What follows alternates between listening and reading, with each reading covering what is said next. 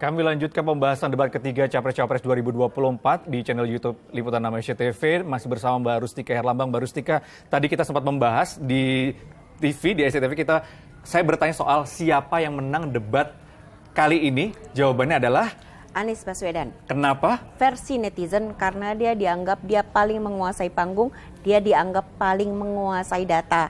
Menurut netizen ya, karena kita tidak tahu apakah data yang benar yang mana, kita tidak tahu. Tapi dia disampaikan bahwa Anies menguasai panggung gitu secara performance.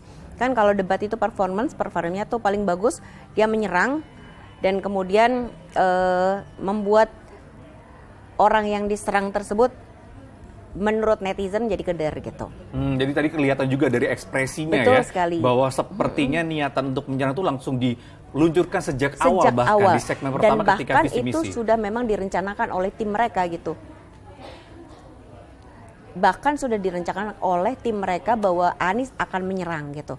Nah ternyata dengan serangan itu betul-betul dimunculkan di debat gitu. Dari sejak awal sampai akhir debat gitu. Yang awalnya Ganjar yang nggak mau menyerang secara langsung pun akhirnya dia juga ikut-ikutan di sesi terakhir gitu kan. Nah itulah situasinya sekarang gitu. Dan itu hal yang sangat dinamis sekali gitu. Kenapa panggung debat itu menjadi sesuatu yang sangat penting gitu ya. Bagi netizen terutama itu adalah dia bisa melihat secara langsung performance lah, saya bilangnya performance ketiga kandidat ini seperti apa ketika mereka harus berhadapan langsung, ketika mereka menghadapi masalah, ketika mereka menghadapi situasi terjepit gitu. Akhirnya netizen tidak hanya fokus pada kata-kata yang disampaikan, pada narasi, tapi juga pada gestur tubuhnya dan bahkan ekspresinya. Bahkan netizen itu sangat antusias sekali sampai apa yang disampaikan oleh kandidat di situ masuk dan menjadi salah satu trending topic seperti omon-omon itu kan sesuatu yang sangat baru gitu. Kedua juga terkait sama Gaza gitu ya. Jadi netizen juga sangat kritis gitu ya menghadapi situasi dan dia tahu apa yang terjadi di Gaza dan bagaimana di perdebatan tadi muncul juga di trending topic gitu. Jadi kenapa kok Gaza seperti ini gitu di mata Prabowo gitu. Kemudian juga sebenarnya yang tidak muncul dan dianggap oleh netizen bakal keluar itu adalah Rohingya, tapi ternyata tidak ada gitu. Tapi prediksi netizen terkait bahwa nanti debat akan sangat panas itu terbukti pada hari ini. Bahkan gitu. Dari sejak awal panasnya debat itu sudah terjadi ya. Sudah terjadi dan sebenarnya penggerak isu yang memention ketiga paslon itu karena situasi yang sangat panas tadi gitu. Kalau suasananya adem ayem mungkin juga netizen nggak akan merespon sebanyak itu gitu. Tapi ketika situasi di debat itu sungguh membuat netizen itu tertarik untuk ikut-ikutan memposting melalui Twitter gitu, karena dengan Twitter dia bisa melihat opini publik yang lain tuh seperti apa, apalagi sampai menjadi trending topic gitu kan. Dia berharap ketika dia muncul di trending topic, maka besok dia bisa muncul di media mainstream gitu. Nah itulah hal-hal yang kita lihat dalam debat kali ini gitu, dan sangat dinamis sekali gitu.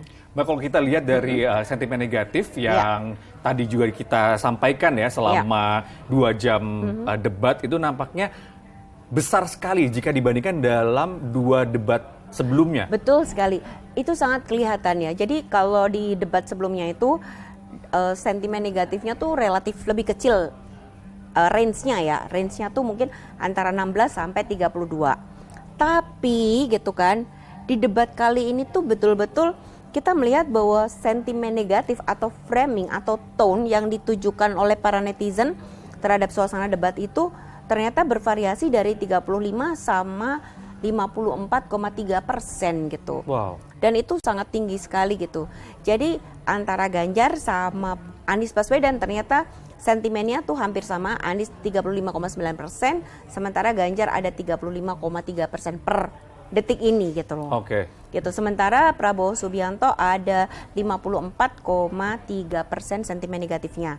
Jadi kenapa Prabowo Subianto di sini itu mendapat sentimen negatif paling besar? Karena kalau kita melihat juga cuitan-cuitannya memang lebih banyak ditujukan kepada Prabowo dan bicara soal sesuatu yang menyerang Prabowo gitu, terkait data, terkait sama alutsista, terkait sama anggaran, terkait sama utang negara, terkait sama omon-omon, terkait sama Gaza gitu. Dan kemudian juga netizen juga melihat ketika Prabowo itu dianggap tidak menjawab pertanyaan dari kandidat yang lain gitu. Justru dia lagi sibuk mengklarifikasi gitu. Jadi itu yang disorot oleh netizen gitu.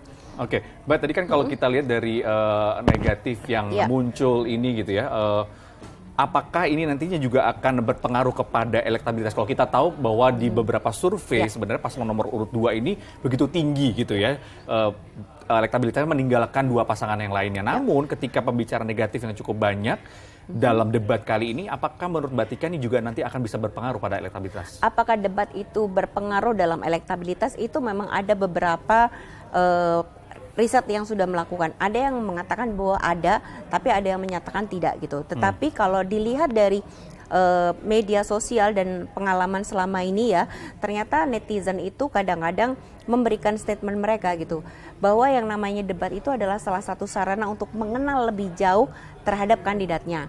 Kedua, setelah dia mengenal, dia akan berpikir gitu, siapa yang akan saya pilih kemudian. Jadi dia akan mempengaruhi persepsi, dan debat itu adalah salah satu bentuk melihat secara langsung bagaimana kandidat mereka. Bagi orang yang sudah memiliki pilihan, debat menjadi salah satu cara untuk semakin menguatkan pilihannya. Tetapi bagi swing voter atau juga kepada pemilih muda atau orang yang baru pertama kali, debat juga dianggap dalam tanda petik penting karena akhirnya